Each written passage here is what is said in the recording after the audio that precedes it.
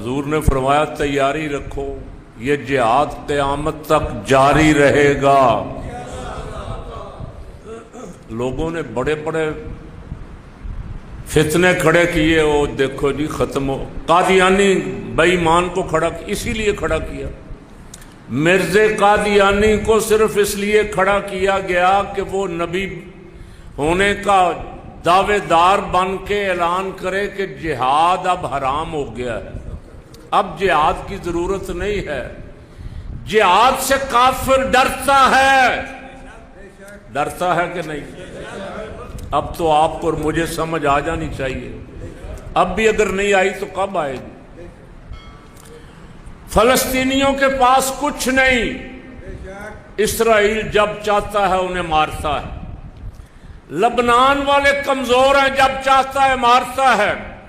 ایران والوں کے پاس آگے اسلحہ ہے، اسرائیل مارتا ہے تو وہ بھی مارتے ہیں، امریکہ مارتا ہے تو وہ بھی مارتے ہیں۔ اب چیخیں کس کی نکل رہی ہیں؟ ٹرمپ کی، جو کہتا تھا نا میں ایک رات میں فنا کر دوں گا۔ اب چیخیں نکل رہی ہیں کہ نہیں نکل رہی؟ ایمانداری سے بتاؤ۔ میں نہیں کہتا، امریکی دانشور ایران نہ مانا تو میں اڑا دوں گا، تو 40 دن اڑانے کی کوشش کر کے تو نے دیکھ لیا ہے۔ یا رسول اللہ آپ نے سچ کہا تھا، جہاد قیامت تک جاری رہے گا۔ کیوں جی؟ مسلمان اگر ہم بھی عربوں جیسے بے ہتھیار، عرب ملکوں پہ دولت مسلمانوں کی ہے، قبضہ امریکہ کا، امریکہ نے اڈے بنائے ہوئے، اور اربوں ڈالر ہر سال عرب ملکوں سے بھتہ لیتا ہے۔ ان سے کہا تمہیں اسلحہ بنانے کی ضرورت ہی نہیں ہے، اسلحہ میں جو دوں گا تمہیں۔ اب وقت آیا تو امریکہ نے ان کو اسلحہ دیا، ان کی حفاظت کی۔ امریکہ کو کیا غرض؟ امریکہ کی طرف سے سعودیہ، کویت، بحرین، یو اے سب تباہ ہوتے ہیں، ہو جائیں وہ تو خوش ہوگا۔ اس نے پوری کوشش کی کہ مسلمان ملکوں کو لڑا دیں اور ہم تماشا دیکھیں، لیکن اللہ کا شکر ہے، الحمدللہ اللہ کا لاکھ لاکھ شکر ہے کہ مسلمان ملکوں نے عقل مندی کا مظاہرہ کیا، آپس میں لڑے نہیں۔ کیوں جی؟ اب کبھی ادھر کبھی ادھر مصیبت پڑی ہوئی ہے ٹرمپ کو بھی اور ٹرمپ کے سہولت کاروں کو بھی۔ اگر ہم بھی عربوں کی طرح خالی ہاتھ ہوتے تو مسجد میں بیٹھا ہوں، اللہ کی قسم انڈیا ہمیں مار مار کے ہماری درگت بنا دیتا۔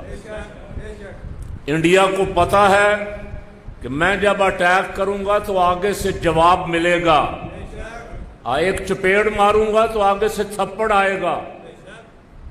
آپ کو یاد ہوگا چند سال پہلے جہاز آیا تھا، اس وقت میرا خیال عمران خان کی حکومت تھی، 2 منٹ نہیں لگائے گرا کے انہوں نے اس پائلٹ کو پکڑ کے دنیا کو دکھایا کہ یہ ہے انڈیا کی طاقت ساری۔ پھر انڈیا نے حملہ کیا اسی سال ہمارے اوپر، پھر آپ نے دیکھا کیا ہوا۔ اور خالی ہاتھ ہوں، ہمارے پاس کوئی دفاعی ساز و سامان نہ ہو تو کفر تو ہمیں ایک دن بھی برداشت نہیں کرتا۔ تو رسول اللہ کی محبت یہ نہیں ہے کہ بیٹھ کے تسبیح پکڑ کے صرف درود شریف پڑھتے رہیں، تسبیح پکڑ کے لوگوں کو دکھائیں کہ میں اللہ اللہ کر رہا ہوں۔ حضور نے جو کچھ فرمایا اس پہ عمل کرو، جس طرح کر کے دکھایا کرو، پھر پتہ لگے گا کہ رسول اللہ کی محبت ہے۔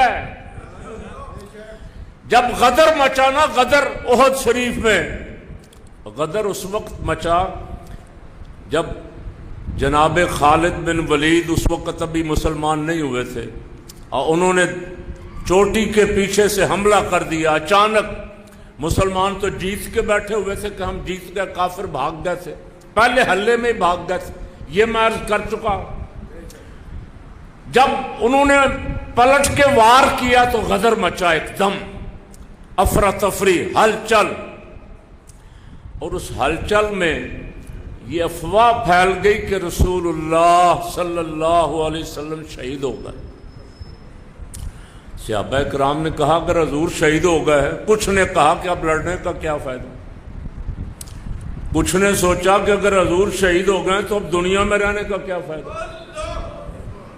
پھر ٹھیک ہے جان جاتی ہے جائے۔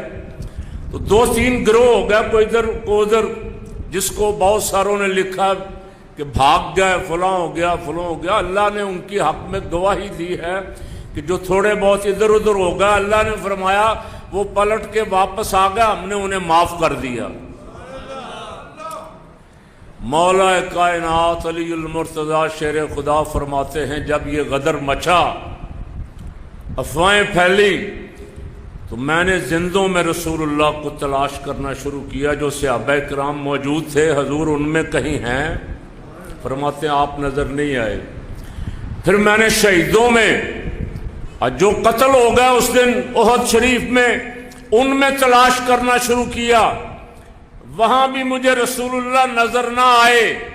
تو میرے دل میں یہ خیال آیا، اللہ ہمارے کاموں کی وجہ سے ہم سے ناراض ہو گیا اور اس نے اپنے محبوب کو آسمانوں پہ اٹھا لیا۔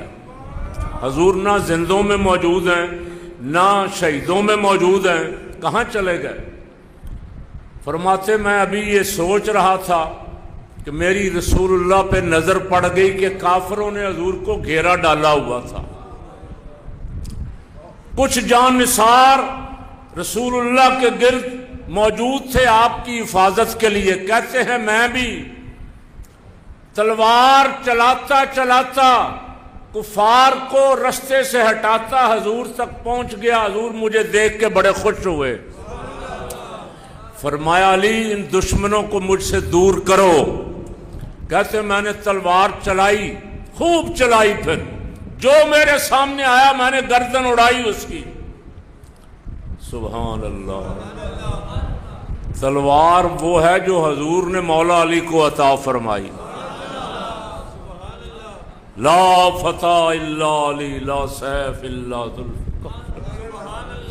جوانوں میں علی جیسا جوان نہیں اور تلواروں میں ذوالفقار جیسی تلوار نہیں۔ کہتے ہیں میں ان کو ہٹاتا ہٹاتا رسول اللہ کے قریب آیا، دوسری طرف سے کافر حملہ آور سے، حضور نے فرمایا انہیں بھی مجھ سے پرے کرو۔ فرماتے ہیں پھر ادھر تلوار چلائی، اتنے میں جبریل آ گئے اور آ کے عرض کی یا رسول اللہ آسمانوں کے فرشتے بھی علی المرتضیٰ پہ فخر کر رہے ہیں، حضور پہ جان قربان کرنی ہو تو اس طرح کریں، حضور سے محبت کرنی ہو تو اس طرح کریں جیسے علی المرتضیٰ کر کے دکھا رہے ہیں۔